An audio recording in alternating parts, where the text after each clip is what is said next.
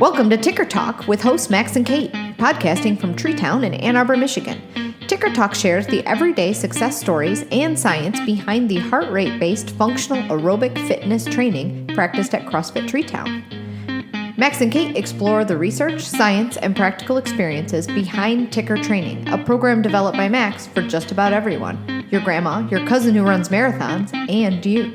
In this series, we'll explore what exactly heart rate-based functional aerobic fitness is, how what you eat affects how you move and how you feel, what tools to use in tracking progress, and how to fit training into your everyday life. Join us and learn something new to make a healthier you. Pace yourself.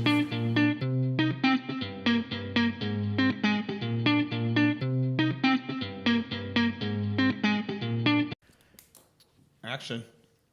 Welcome to the Ticker Studio. Kate and Max in studio today. Welcome back, everybody. Or if you're here for the first time, welcome. Yeah. It was very coffee talk on Yes, very. So today I want to talk about the very fine line that some athletes see, but a very important fine line that falls between training and testing. When do we test? Or, for another word, assess. Yeah, so we just need to go over the importance of assessing, the importance of testing. Yeah.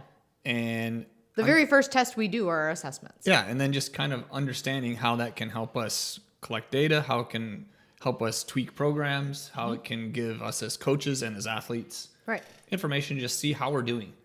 And another word for assessments, I think, of our baselines, benchmarks. Yes. Having a starting place. Yes. And with us, we've also got some ways to assess, metabolism with the PNOE, body composition with the InBody, right? So there's all of these different things that we can utilize to kind of help build a picture for our athletes to be able to see progress and help, depending on what their goals are. Show change. Give us some guidance as coaches and to be able to do that. Right. Right? Okay. So assessments really guide us in everyday training because we train every day. Yeah. Right. Yeah, great. That's a great way to start this thing off, Kate. I should have done that 35 seconds ago. I was trying to figure out how we were going to go here with this. All right. So with Ticker Training, we have a series of assessments, and those involve pretty much everything that you could imagine. I'm going to go broad here with health. We do assessments we start out with a health survey. Health and performance. Health performance. Yeah. Baseline. So the health survey, when I ask our athletes to do it, it's a very involved survey through standard process. Takes a while to do, asks a lot of very personal questions. It sure does. We don't look at the answers to those questions. However, you get a really fun score at the end, a numerical score at the bottom of, or the end of this survey. Right. So this is kind of time consuming, but it's worth it. Through doing this, it will give you a really good sense of just overall how you're feeling on a daily basis. And, hopefully over time by doing Ticker or having a well thought out training program, right, you're going to improve your scores here. And these are the things that you don't necessarily think about when you're in the gym. This is a good picture of your body outside of.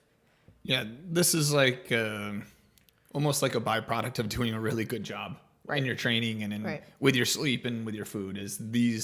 This type of thing gets better. Okay, so we're instead of only focusing on deadlift PRs or Grace PRs or how's my metabolic analysis going. This gives us some understanding of. Because we might have somebody say, oh, my Grace time went down or my back squat's weaker. But I don't have heartburn anymore. Right. Yeah. And those are two things. That's where real. Maybe you had a 1 minute Grace, but you felt like crap all the time. Right. And now you have a minute 30 Grace, but according to your health survey here, you feel better. And so there's other ways to measure, am I getting better in the gym or not? Right. So this is one way we do it. And it's, if you're a Ticker member or a Treetown member or a gym powered by Ticker, this is in your workouts that you can find in Ticker in the assessment in the SugarWOD app. So take some time, go in and look at it. Yeah. Okay. What's next, Kate? Alrighty. So we also assess metabolic system with a Pnoe test. Okay. If you're local to a gym powered by Ticker or local to us in Ann Arbor, we run you through a metabolic test using the Pnoe system to give us a really good idea of what your metabolism is doing under the strain of exercise. Right. So I'm just going to pull up a test that we just did the other day here. And again, real quick, our assessment here on this for defining training zones is just a ramp up test. Mm-hmm. Right? Just go over that real quick, will you? So we either do it on a rower or a bike. We start out really slow, like hard to move that slow. Right. And then we increase the intensity to show your heart rate going up in a nice, even incline on a graph. We have that on the computer right now. You can see here, this athlete here started about 80 beats. And as it goes on, you can see a nice steady climb in her output. So we move her up. This was on a rower, so this was up 100 cals per hour every minute. And on the assault bike, it goes up by about 5 RPMs a minute. Right. Same time domain. Takes about 10 to 15 minutes depending on the athlete.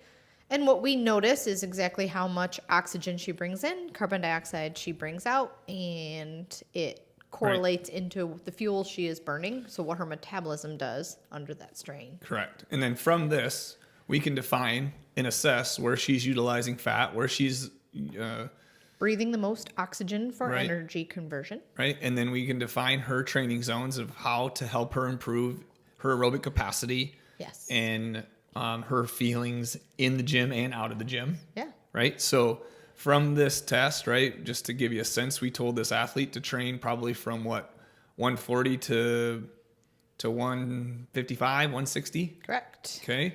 So then what we could also do I want to get into her workout? Which workout? Yes.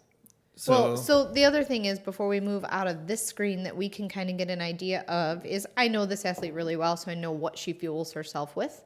So I can take this as an assessment of like what her diet looks like, outside of a diet survey. Right. And I can also... And is that diet working? And is that effective for her body? Right. Because we can show stress levels related to many, many different things. It also, I just said it, stress. Yeah. Well, here's the other thing is we can manipulate her diet a little bit and see what kind of effect that has on her. Manipulate her diet, her training, her recovery. Right. All depending. I mean, right here on this test itself. Yep. This is great. Yeah, can see she looks healthy. She looks good. Sure. She's utilizing a fair bit of fat, up to about 150 beats before she starts to cross over at 160, where she goes full carbohydrate. Right. So she's a local athlete to us in Ann Arbor. So I was able to do this test, find her some zones, and then wearing the metabolic analyzer, we went and did another assessment in that she's a longtime athlete that has been doing our training, but without having the Pnoe assessment done. So She just moved back. So we did the assessment, and then we went out and we did the day's workout. And I told her, because when we had this set up in the room, it was hard to see her heart rate. And Sure. I said, you know what? I just want you to go at your sustainable pace. Like what she had been doing. Let's see what we can learn about what you've been doing, and then we're going to compare it back to that Pnoe test. Cool. So this is an assessment in action. This is assessing essentially what kind of fuel sources and how she does in an actual Ticker workout. Yeah. Within, this was 26 minutes worth of, I think this was yesterday's. 3 sets. 3 sets, 2 minutes between sets, 7 toes to bars, 35 double unders, 14 calorie row. Oh. Okay. So during this test, you can see she utilized about 50-50 carbohydrates and fat. Yeah. Right during that 30 minutes. Okay. And she moved through nice and easy. This was not, I wouldn't say an all-out effort by a lot. This was just like 3, 2, 1, go. I mean, she was wearing a mask and a backpack while she had to jump and do toes to bar. So it did probably slow her down a little bit or change her movement patterns a little bit. But altogether. But it's super cool to be able to see this, because from this, we can be like, again, if she wants to continue to improve her ability to utilize fat during quote unquote, CrossFit or CrossFit types movements, we've got to slow her down just a little bit. Right. Not too much. You can see here we would have guided her to avoid 160 And you can see here, she's starting to overreach just a little bit. 174 there a couple times as it started to get hard. Now, part of this is... It was a decent amount of volume of double unders and toes to bar paired together. Yep. And then she came back on the rower to recover. And being your first time wearing this thing, right? Yeah. So in an understanding what happens when she hits 176, right? You can see her carbohydrate uptick dramatically here. So the yellow is her fat utilization and the purple is the carbohydrate. And the pink line on top is her heart rate. So that's what we're looking at. She does burn fat as a fuel source throughout the entire workout, meaning she's breathing in a lot of oxygen. She is just also half and half, pretty much, breathing out that much carbon dioxide. It probably felt really sustainable for her. It was. Yeah. It was. You can see here, she burned 50-50 pretty much throughout this test, total of 109 total calories for that 26 minutes, right? So a nice session. Again, depending on what her goals are, right? We could adjust this and help her improve. Right. I think it'll be fun to watch as we give her we're going to have her redo this and have her go just a little bit slower and watch the fuel utilization. And then we'll continue, now that she understands where she's supposed to be training, right, from this last test, it'll be cool to watch generally what we see, right, when we tell people to slow down a little bit and they understand this crossover, which is, your aerobic threshold. We're going to see this get pushed to the right even further, where then once she does that work, she will be able to redo this test that she just did and have, an easier time with it. Right. Because keep in mind, if we look at this test here, let's just do this really quick. If we look at this test with her doing the workout, her average RER was 0.88. Right. That's really quite good for a CrossFit workout, right? But this still takes a little bit of recovery from.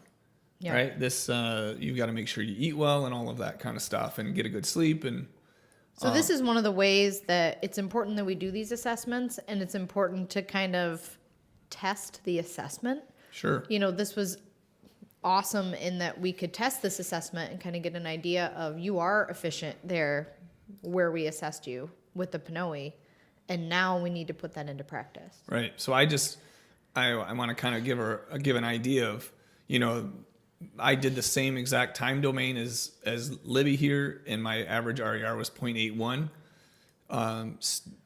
Pretty good for that kind of the day it was, I guess. But you can just see here, this was still less. If we're using RER as a stress measurement, which it is. It is. Mine was lower, right? What's causing this to be lower? Probably one, I was more mindful of my pace and my heart rate. You've been training under a specific assessed heart rate for longer. So I've had the longer time adapting to this. Right.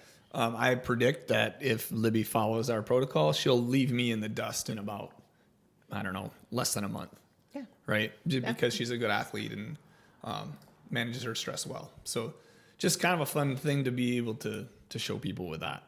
Okay. So this kind of leads into capacity. Looking at aerobic capacity is one thing that we talk a lot about. And we also test capacity in both aerobic and anaerobic domains. Like I tested an lactic capacity test this week. Oh yeah, that was fun. Failed miserably. Yeah, so here's the other thing too, is like we're not always just assessing to show that, our aerobic work is making you more aerobic. We want to know, like, overall, is our programming working to both help you perform better and feel better? Because again, one of our major missions here and what we're finding is you don't have to give up on your performance to feel healthy. Right. As long as you're looking for performance through health, they can coincide. Right. Right. We don't have to give up on one for the other. And maybe we could say in the short term, a very short term, you have to maybe step back from your high performance. If you're somebody that has been a sugar burner and you've been fueling yourself with sugar and you're only really trying to go that route, our program will maybe take a step back for long-term overall health and performance. But we're assessing that and watching on the way. we've got lots of assessments in our programming that show that that's very often not the case. So, right. We've got a whole bunch of things that we assess here in. We have gym benchmarks. With. That's one thing I feel like we don't do. We talk a ton about aerobic capacity. We talk a ton about how we slow down to do these movements and to make them efficient. But it's not always slow. No, it's not always slow. And it kind of is. So in our Tree Town assessments, we do a capacity test at the end of assessment 1. So we learn all about all the different movements. 3 minutes of burpees. 3 minutes of, so it's a ground to overhead and burpees. And I always tell our athletes when they come in, so it's a 3-minute AMRAP of 7 ground to overhead with a plate, and then jump on the plate burpees, 7 of those as well. And I time out where everybody ends every rep. So, you finish your ground to overhead at 18 seconds, you finish your burpees at, 48 seconds. Okay. And then they train with us for 6 weeks, and we redo this test. I have not once had somebody not improve on that 3-minute AMRAP. No, of course not. Well, keep in mind here, that's a new athlete generally, and somebody that hasn't necessarily. Even the seasoned athletes. Well, yeah, that's true. But, the cool thing to see is over time, right? When you've been training for a long time and you've been working at this stuff for a long time, and to do these benchmarks and to still have improvement over time, it's really fun to see, right? From a coaching standpoint and an athlete. We've done some of these benchmarks now 3 or 4 times. Mm-hmm. And 1 to 2, I'm a little suspect of, right? Because you can just kind of figure stuff out from 1 to 2. Somewhat what happens with the initial assessment when we assess this capacity. And then we do absolutely nothing to overly train an all-out capacity Well, other than workout. just, coming to class for 6 weeks, right? So a lot of it is you figure out your body kind of gets used to moving. But it's super great to see when we've done some of these things 4 or 5 times now and people are still, getting a little better. Well, you put in, I don't know if you even realized you did this, you put in that 3-minute capacity test one day, this was a long time ago, as the workout of the day, but you doubled the weight. Yeah. And I was stunned to see. I mean, I do so many assessments, and I figure, okay, even the seasoned athletes get 4 rounds, and the athletes that have been training with us, we're getting 6, 7, 8 rounds. Yeah. It was mind-blowing. Yeah. And that's a fun way to see how assessments translate with training, and then when you test them as not an assessment, right, how even that comes back in. Yeah. Well, again, all of this whole talk, we need to try to get back on target here, was just the importance of assessing, right? Yeah. And it's showing improvement, it's showing change, it's showing decline. Correct. And both things are learning experiences for everybody involved. Absolutely. Right. And by assessing often, right? So a new person, you should assess often. Absolutely. Because they're going to see progress, and it's going to build their confidence in things. When you start becoming a well-seasoned athlete, the assessments need to maybe get spread out a little bit more. Sure. But again, it's also not a bad thing if you've been doing a whole bunch of aerobic work to throw in an assessment that is a lactate workout to see if that's declining because of all of the aerobic work, right? So all of this to just kind of say, the assessments, they're a snapshot, right? They're a look at that day, that hour, that period to see how are we doing. But that's why it's important to do them. Correct. Do them across many different domains and also frequently enough. And learn from them as opposed to the open. Where we just test once a year. Yeah, and we have this random stuff thrown at us that we're supposed to put all this weight on as far as am I more fit? And that's an interesting thing you bring up, the open. So when I open this up, the fine line between training and testing, and then the fine line between testing and assessing, that, I would consider, and then competing, to be completely honest. Those are different. You can look at the open in many different ways. The open is not an assessment. No, it's a game. It's a game, so it's a competition, and it's also a test. Sure. But many people look at it as an assessment of their training for the past year. Right. You know, when all reality, it's 5 weeks of some very specific movements put together in a very specific way. Sure. Does that really assess where you are over the, you know, where your training took you over the last part of the year? We could argue that, but it certainly is a glimpse. It certainly is a glimpse. But let's just say you got the flu midway through. Many people do. Yeah, they do. Right? So, I mean, now all of a sudden, how much can you put into it? Right. Right. Absolutely. Again, it's a 5-week thing that sometimes we can put too much value in. So. Well, then moving on outside of the open. So you do those workouts, you do those tests, you compete there. Sure. And then, you know, here through ticker training, we've moved on from that, you know. Right. Business as usual going forth. And we've had some assessments since then. Sure. Yeah. And, you know, that's a good point. I'm going to pull up. We did, I put in some of our aerobic assessments from our, let's just pull this up here. When you first join as a ticker athlete or a gym powered by ticker, you go through this 21-day assessment period, right? And so that has the health survey to start with. Correct. Hopefully, gym powered by ticker or new athlete here, we do PNOE testing, or we put you through a separate survey process to figure out your math. Yep. So we get you your most efficient training zones, and then we test 21 days worth of different workouts. Right. And some of those, and we haven't talked really about this. I mean, this is just, we test strength as well. We test, of you course. know, so many rep maxes across all the strength movements.